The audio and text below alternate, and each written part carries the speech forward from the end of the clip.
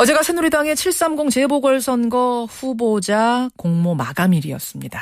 그동안 소문만 무성하던 주인공들 중에 누구는 맞고 누구는 틀리고 윤곽이 드러나는 날이기도 했는데요. 물론 전략공천이란 게 남아있기 때문에 후보 윤곽이 100% 드러난 건 아닙니다만 전남 순천에 출마한 이정현 전 수석이라든지 울산에 출마한 이해운 최고위원 등등은 마지막 날까지 안개 속에 있었던 인물이기 때문에 어제 그 후보 접수 화제가 되고 있는데요.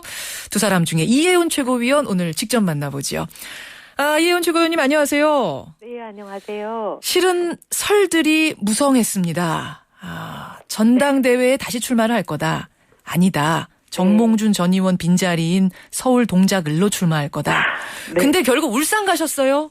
네, 동작은 제가 경선 과정에서 수없이 아니라고 말씀을 드렸는데 아무도 그 얘기를 안 믿으시는 게 정말 어이가 없었습니다. 그래요, 예. 네, 제가 정몽준 후보를 지지해주고 그 자리에 보고를 가려고 주소지를 옮겼다. 이사를 갔는데도 끊임없이 주소지를 옮겼다는 표현을 쓰시더라고요. 그래서 제가 참 어이가 없었는데 제가 이사를 가기 전부터 그리고 이사를 가고 나서 한 달 반이 넘도록 정몽준 의원은 당시 의원은 절대로 서울시장 선거에 안 나온다고 인터뷰를 그렇게 수없이 하고 있었다. 제가 신이 아닌데 어떻게 한 달 반 후에 정몽준 의원이 출마할 걸 미리 알고 내가 그렇게 이사를 갔겠느냐. 동작으로 이사 갔겠느냐. 예. 그렇게 말씀을 드려도 아무도 안 믿으시고 그래서 참 어이가 없었는데. 예. 다들 어이가 없었습니다. 네. 동작은 아닌데 왜 울산입니까? 울산은 좀 의외라는 분들 많으세요. 그러신가요? 예. 사실은 많은 분들이 모르시는 게 제가 처음 정치를 배우고 현장 정치에 뛰어들고 그리고 정치에 첫 도전을 한 곳이 울산입니다. 그렇습니까? 네, 다들 제가 도전을 해서 실패한 걸 잘 모르시는데 예.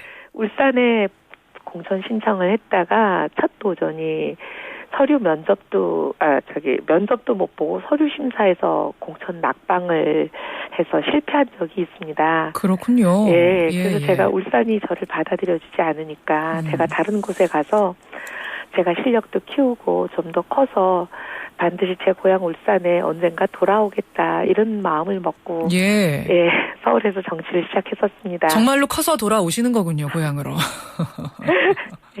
그래서 울산.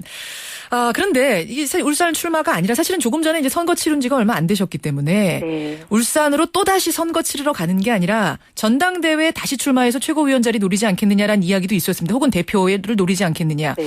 왜 직접 출마를 선택하셨습니까? 사실 이제 제가 2년 원외 인사로서 최고위원을 해보니까 저는 이제 당의 변화에 굉장히 목말라 있는 상황인데요. 원외 인사로서 최고위원을 하는 상황에서는 좀 한계가 느껴진다 이런 생각을 했습니다. 왜냐하면 저희가 당의 여러 가지 중요한 의사결정, 당론이라고 얘기하는 것에 좀 영향도 미치고 좀 여론을 형성을 주도하고 싶고 이런 부분이 있는데 많은 경우에 중요한 의사결정이 의총에서 이루어지다 보니까 원외 인사는 의총에 들어가지 않지 않습니까? 그렇죠. 의원총회. 예를 들면 비근한 예로 이번에 문창극 후보자가 지명이 됐는데 이 문창극 후보자에 대해서 지명을 처리한다든지 사퇴를 하라든지 이런 당론을 형성할 것인가 아니면 찬성해주는 당론을 형성할 것인가 이런 것만 하더라도 굉장히 중요한 결정인데 이런 부분들이 최고위원회에서 결정이 되는 경우보다는 주로 의총이나 이런 곳에서 많이 여론이 형성이 됩니다. 근데 이런 것은 원외 인사로서 참여하기가 어렵고 배제되는 경우가 많고 여론 형성에 역할을 하기가 한계가 많다 이런 생각을 하고 그래서 다시 원내 복귀가 오히려 더 중요하고 효과적인 것 아닌가 이런 생각을 했습니다. 이런 말씀하셨어요. 당 개혁하기 위해서 이제 원내 복귀가 절실하다는 말씀을 하셨는데 구체적으로 지금 당이 어떻게 개혁을 해야 된다고 생각하십니까?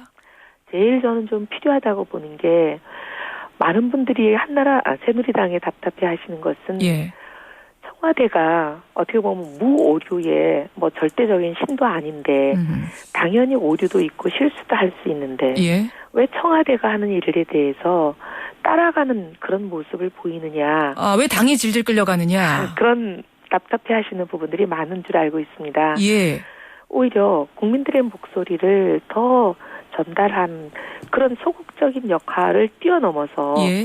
더 선제적으로, 더 적극적으로 당이 청을 끌고 가는 더 주도적인 그런 모습을 보여서 당청의 관계가 끌려가는 모습이 아니라 끌고 가는 예. 더 주도적인 그런 관계로 바뀌어나가야 되지 않느냐 하는 생각을 하고 있습니다. 그러면 이번에 이 인사 공백들 보면서 인사 실수들 보면서도 답답함 많이 느끼셨겠네요, 원외에서. 많이 속상합니다. 많이 속상하셨어요? 네. 어떤 점이 그렇게 속상하셨어요? 첫째, 저는 총리 후보자께는 굉장히 좀 외람된 말씀이지만 지금 세월호 이후에 관피아 척결, 어떻게 보면 부정부패 척결, 국가 대개조 이런 게 국민들의 가장 목마른 부분인데 물론이죠. 사실은 그런 부분을 해결할 수 있는 적임자라고 보여지지 않는 부분이 내정이 되셨을 때 많이 놀랐고요. 어떻게 보면은 관피아라고 하는 이 엄청난 관료 조직을 굉장히 많이 다뤄보시고 예. 이런 부분을 수술할 수 있는 국정 운영의 경험이 풍부하시고 경륜이 있는 분이 저는 총리로 내정될 것으로 예상했고 그러기를 바랐는데 예.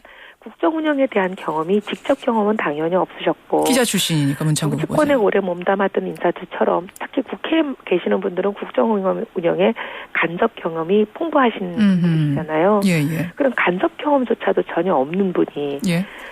내정이 되신 거고 특히 또 조직은 본인 휘하에 뭐 10명이나 20명 정도 되는 조직도 거느려 보신 적이 없는 것 같은 그런 분이 내정이 되셔서 예. 과연 이런 분이 이렇게 수십만 명의 그 어마어마한 결속력을 가진 관피아라는 조직을 대개조해낼 수 있겠는가 제가 굉장히 그런 부분에 의구심을 가지고 있었습니다. 자, 그런 속상함이 있는데 그럼 도대체 이혜원 최고위원이 느꼈던 이런 속상함을 왜 청와대는 못 느꼈을까? 누가 인사를 한 것인가? 이 얘기가 지금 계속 나옵니다. 저도 참 답답한 게 통상적으로 어떤 인사 시스템이 굉장히 투명하게 국민들 앞에 공개가 되지 않습니까? 그렇죠. 누가 인사에 관여했으며 어떤 절차에 따라서 했으며 어떤 기준으로 누구를 선정했는지 예. 근데 지금 이거를 사실 제가 잘 모르겠습니다. 이혜원 최고위원도 모르세요? 박 대통령하고 친하시잖아요. 아니요. 그래서 근데 지금 이제 언론에는 여러 언론들이 이런 의혹 누가 했을 것이다. 비선 라인이 있는 것 같다. 아닌 것 같다. 예, 예. 여러 가지 의구심들이 제기되고 있는 데 대해서 예. 속 시원한 답을 얻지 못하고 있습니다. 비선 라인이 있습니까? 없습니까? 그 부분이 제가 제일 궁금한 부분입니다. 궁금하시다는 얘기는 투명하지 않다는 얘기는 결국은 모르는 비선 라인이 있다는 얘기네요. 누군지 모르는 비선 라인. 그래서 제가 정말 답답한 것은 이런 부분부터 좀 명확히 알려졌으면 좋겠다는 거예요. 예. 그리고 이제 이 시스템과 절차와 기준 그리고 구성 참여하시는 분들의 이런 부분들이 좀 더 명확하게 밝혀지고 예. 보완할 점이 있었으면은 다 같이 지혜를 모아서 같이 보완하는 방향으로 갔으면 좋겠다 이런 생각입니다. 이 국정 공백의 책임을 결국 누구든 져야 하는 게 아니냐. 그래야 국정이 살아나지 않겠느냐 얘기 나오면서 김기춘 비서실장이 결국은 책임지고 물러나야 되는 거 아니냐. 어떻게 생각하세요? 저는 사실 우리 김기춘 실장님께서 여기에 정말 전적으로 모든 일을 좌지우지 하시는지 그 부분도 사실 잘 모르겠습니다. 그분이 아닌 비선이 있을 수도 있다는 말씀이시군요. 아니 그런 뜻이라기보다 뭐 그렇게 해석은 저는 됩니다만. 예. 왜냐하면 제가 이제 우리 김기춘 실장님이 국회에 계실 때 제가 예. 오랫동안 많이 배워왔고 많이 얘기했고 잘 알고 있는데 저는 이 문창극 총리 후보자가 발표가 됐을 때 이렇게 국정 운영 경험, 직접 경험, 간접 경험이 없으시고 조직을 장악해 본 적이 없는 이런 분을 저는 김기춘 실장님이 내정했을 거라는 생각이 참 잘 안 들었습니다. 알겠습니다. 무슨 말씀이신지 제가 좀 이해가 됩니다. 예, 이혜원 최고위원님. 네. 예, 또 울산 출마 이제 선언하셨으니까요. 뭐 730 때까지 종종 인터뷰할 기회 있을 것 같습니다. 네. 오늘은 여기까지 인사하는 것으로 하죠. 고맙습니다. 네, 감사합니다.